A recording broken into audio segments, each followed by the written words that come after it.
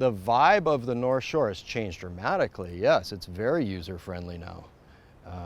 Yeah, absolutely. Well, it's gone away from being a very rural place to a very commercialized place. And people realize that one wave can make or break your career. If you come in and run through Hawaii and act like a fool, yeah, that's bad, for sure. You come in and show a little respect, just like anywhere else. If I came to your house, I'm taking off my shoes, you know, I'm doing dishes after dinner, you're gonna be appreciative, so are the people here, same thing. I'm not gonna paddle around you, you know, I go to Hawaii and paddle around some local guy. Sure, that makes a lot of sense. I got into lifeguarding because at 30 years old, nobody's supposed to have a sponsor, right? That's how it goes. The surf industry is looking for the next blonde-haired, blue-eyed 16-year-old kid who's the next best thing every single year. And so I just figured, hey, I need another way to get paid to be on the beach. Let's become a lifeguard. I think it's great for everybody that I get to surf on my lunch breaks. My lunch breaks are awesome. You kidding me? You know, and if I can surf a little before work, I can surf a little after work. I'm a 9-to-5 guy, right? And I make the most out of my lunch breaks. I definitely appreciate every single minute that I have in the water. And you never know, life is short. Look what's happened to some of our friends. I was, you know, and it's something I figured out early on when I went to college. You know, my senior year, I was so busy, I got to surf every 12 days, basically, between work and school. So now having a job that allows me, and it's actually appreciated. My boss is like, did you get in the water today? Yes, good job. Really? Yeah, absolutely. I mean, you're not gonna trust a skinny chef. You're not gonna trust a lifeguard who doesn't get wet. Being a lifeguard out here on the North Shore has made me view life in a different way. Not necessarily my job, but, you know, being able to, yesterday I walked up and I got to hug Kalani Chapman, and he told me his newborn baby just came home. Now that's a friend who the last time I saw him wasn't this color, you know, and now he is, and now he's got a kid and a beautiful wife and everything's good.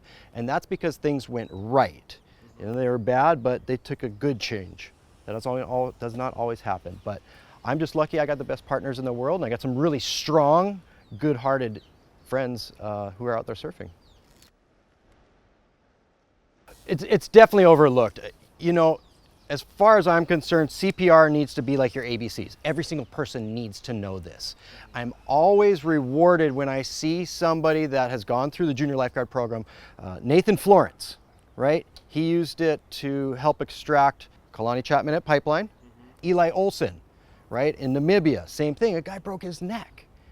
Completely paralyzed, stabilized him, got him to shore, made sure no further damage happened. The guy's gonna make a full recovery. These are great stories. Like, why wouldn't you want that basic knowledge? It's not always gonna happen to somebody you know, but it's gonna happen to somebody around you. Are you gonna be that person, fight or flight? You're just gonna sit there and stare and pull out your phone and go, oh, check this out. It's gonna be great for Instagram. Are you gonna be somebody who actually does something? Be a hero, not a zero. Everybody's underestimating it. We have 8.5 million visitors a year coming into the Hawaiian Islands. They're not here to go to Ala Moana. The shopping is just as good where they're from, I'm sure. Everybody's coming here for the beaches. So we're the first people they see. A lot of the time I feel like I am an educator, you know, and basically giving away to us very basic information. Don't go chasing that surf out as it recedes. You know, just wait for it to come back in. Stay away from this area. I'm not here to ruin anybody's vacation. I'm here to make sure that it's the best vacation ever. Because when somebody's having their worst day ever, so am I. I don't want to do that. I don't want to have to work hard. When I'm working hard, somebody's having the worst day of their life. And that's bad for everybody. So just because it's not the best day for Joe Blow to show up and surf Pipeline, I can point them just around the corner where it's probably really good and great for their caliber. Why not? Why would you ask me the best way to get into surfing big waves? The best way to get into surfing big waves is baby steps. You know, set a 3 to 5 year goal. I'm gonna start at Rockies. I'm gonna then move to Sunset. Then I'll go to Pipeline. Then within 10 years, I'll go to Waimea. And then at certain sizes, don't go out there when it's, you know, conditioned black. When I show up to a ski slope, okay, I'm gonna see a 5-year-old going down a double black diamond. Now he's comfortable in that situation. I am not. I know that's not going to work for me. So I hit the bunny slopes. I've checked my ego at the door many times. It's all good. Yes, I remember I was 18 years old. I came out and I was surfing sunset oversized, and there was nobody out, and I got smoked. I mean, I just got literally hammered, and I was down for way too long. And I was 18 years old, and I realized I was going back home. I was driving on the H3, and I said, Dave, if you're really gonna make this a personal life decision, you need to focus. And that was it. And I still remember it. I think back every time I drive over the H3, right at that point, I always think about that. That moment comes back in my head where I made the physical, mental commitment to being the best I could be. The bottom line is, when you're down there, there's nobody who's coming to help you. You don't really think about that. You know, when you're on the beach, you're like, oh, it's all good. I'm gonna get a great wave. Everything's gonna be awesome. But when you're down there and it's really dark and really loud and water's going in your mouth and out your nose and other places that it shouldn't be, then you start realizing, like, I really wish I ran another lap. I really wish I did more breath holds. I really wish I was in better shape and ate less cheeseburgers. So, you know, for a lot of people, it takes that moment of clarity, I guess you'd call it.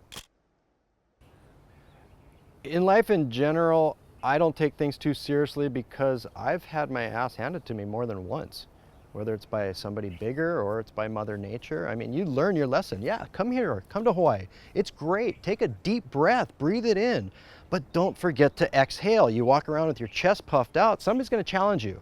And that's just how it is.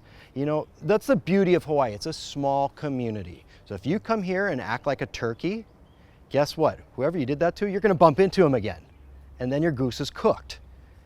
Plain and simple. That's how it works. So, you know, you don't want that reputation of being that person, you know? I don't. Maybe you do. Go for it. See how far that gets you in life. This is working for me. Is the draw the same in big waves as it's always been for me? Yes, absolutely. The only thing that's different is the size of the wave. So whereas I, as a kid, was getting that same rush at Kailua Beach Break when it was this big, then I had to be pipeline that big, and then it went to the outer reefs, and now we're surfing peahi, jaws, whatever you want to call it. I call it peahi because it scares the pants off of me. Yeah, so the only thing that's changed are the waves, but the thrill is still the same, for sure. I'm definitely ready to hang it up, and I've got a brand new 11.2 that you can use. It's all yours, please. I know that I'm not handing off that torch because I saw what those guys were doing at that contest at Peahi. They've taken it and they're running. All I want is to give my board to somebody and they can take that and run with it, okay? Away from me. Been there, done that. Check, please.